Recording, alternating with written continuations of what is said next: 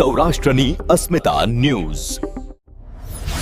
સાયલામાં ચૂંટણીનો ગરમાવો. નાયબ મુખ્યમંત્રી હર્ષ સંઘવી આજે ગજવશે સભા.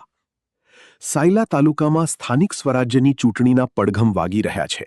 ત્યારે રાજકીય માહોલને ગરમાવવા માટે આજે ભાજપના દિગ્ગજ નેતા અને નાયબ મુખ્યમંત્રી હર્ષ સંઘવી સાયલાની મુલાકાતે આવી રહ્યા છે.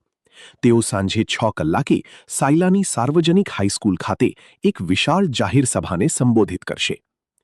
આ મુલાકાત દરમિયાન હર્ષ સંઘવી સાયલા તાલુકા પંચાયતની 20 બેઠકો અને જિલ્લા પંચાયતની 4 બેઠકો માટે જોરશોરથી પ્રચાર કરશે.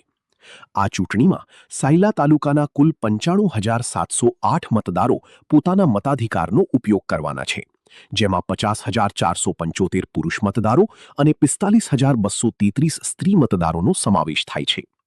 ભાજપ આ તમામ મતદારોને પક્ષની તરફેણમાં મતદાન કરવા માટે આહવાન કરશે. ચૂંટણીના મેદાનની વાત કરીએ તો તાલુકા પંચાયતની બેઠકો પર 63 ઉમેદવારો અને જિલ્લા પંચાયતની બેઠકો પર 18 ઉમેદવારો નસીબ અજમાવી રહ્યા છે. ખાસ કરીને કોળી સમાજનું વર્ચસ્વ ધરાવતી સાયલા જિલ્લા પંચાયત બેઠક પર આ વખતે ભાજપે કારડિયા રાજપૂત સમાજના ઉમેદવારની ટિકિટ આપી છે, જેના કારણે અહીં રાજકીય સમીકરણો રસપ્રદ બન્યા છે. આ બેઠક પર ભાજપ, કોંગ્રેસ અને આમ આદમી પાર્ટી વચ્ચે કાંટાની ટક્કર અને ત્રિપાંખીયો જંગ જોવા મળી રહ્યો છે.